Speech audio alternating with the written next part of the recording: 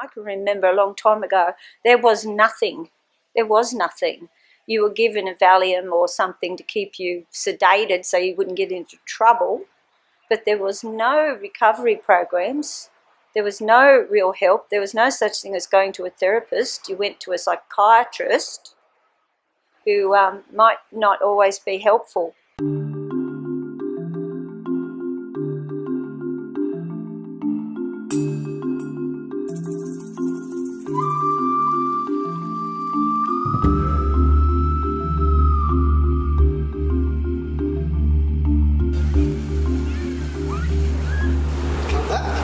Interesting. Did anyone get taken away by a train? And I just saw it. The surf. The surf, there you go. We can follow thoughts or we can let them come and let them go. Taking a non-judgmental stance of our thoughts, whether they're good thoughts or bad thoughts, we just don't care anymore. We just step back and watch them come and go. As long as we don't follow them, we're practicing mindfulness. NKC, which is a part of the Family and Youth Services, NKC's Northern Kids Care, looks after families of young carers. So it's maybe mum or dad have a mental illness and or have mental health issues, and the young people in those families tend to take up a lot of responsibility, whether it be cooking and cleaning or looking after mum when mum and dad aren't well. So what they need is a breakaway as well. So what we have here is that families come and they get respite, they get a break as a group. But they also get respite from each other because we organise activities for kids and activities for mum and dad, so they get time away from each other but also time together as a family, which we find is really beneficial, in as much as it gives them that space to reconnect and grow and look at each other in a different way.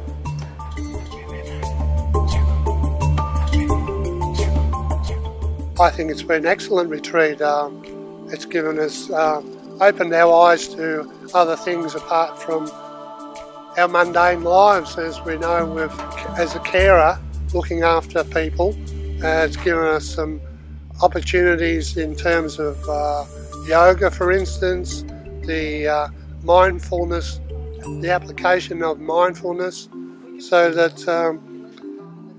tends to make us more relaxed and better able to care for others. In my case, care for Brenda, and in her case, Brenda can better care for her granddaughter. We started off being on a train, and that train's taking you on a journey to a better place, and I've never had that happen before, and it was just mind-blowing, yeah. If you've got a really good story, a good memory that you haven't thought about in 30 years, it'll slowly shrink and shrink and shrink until it goes. This is what mindfulness is about, learning to choose the thoughts we have, learning to prune negative ways of being, and learning to grow more positive ways of being. And this is what's happening in our brain.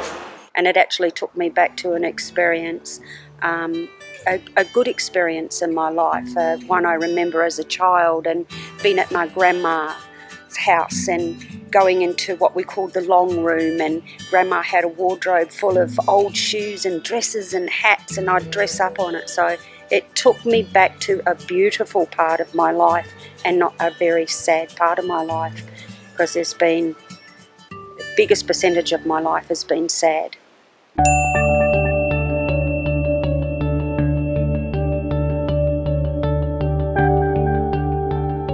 The last 2 days has actually taught me that it's okay to be me and still want a life for myself, and being mindful, I can breathe through it and do it, and I don't have to just be that mum, that nervous mum that, you know, controls everybody. I can let go. We all feel a common bond because all the emotions are the same. The guilt, the shame, the fear, the anxiety, the depression, we've all experienced them firsthand or through the person we care for. It's all right to say you come away and everyone's got to relax. It's not quite that easy, but it's a relaxing thing to actually share with other people and them share with you. Just an opportunity to bond with people in the same situation, or with their kids, or, you know, with other carers. So I think it sort of gives them an opportunity to really grow as a person, and yeah, just sort of connect with other people and not feel alone anymore. So how about we all just have a little breath to calm down and reset. Okay. Oh, that's a great deep breath. And how much of the air can you blow back out again? Let's have a practice. Once. Everybody do it.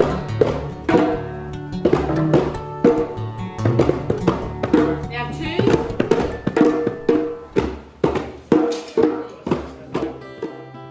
2. I've seen young children really blossom through groups and through retreats and meeting other families and other children, and being able to see this mental health often has a stigma attached to it in the community, and children understand, like a relief for them, that they know that they're not alone, their family's not alone, and yeah.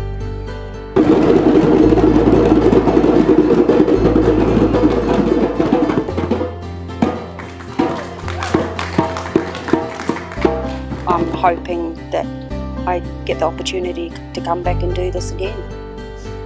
And I would like to spread that word out there to other people in similar situations, that there is a program that can help.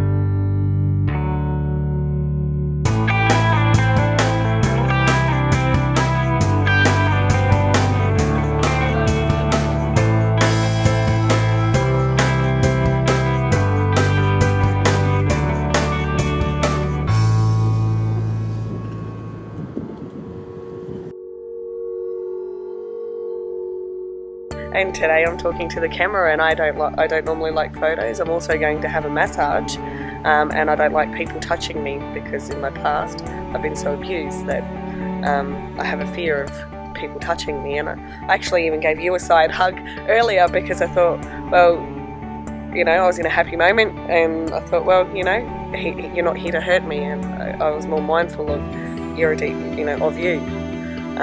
To know that I could actually reach out and touch somebody. So I don't do that, and being more mindful of myself and everyone else, I actually can do that. So thank you, On Track.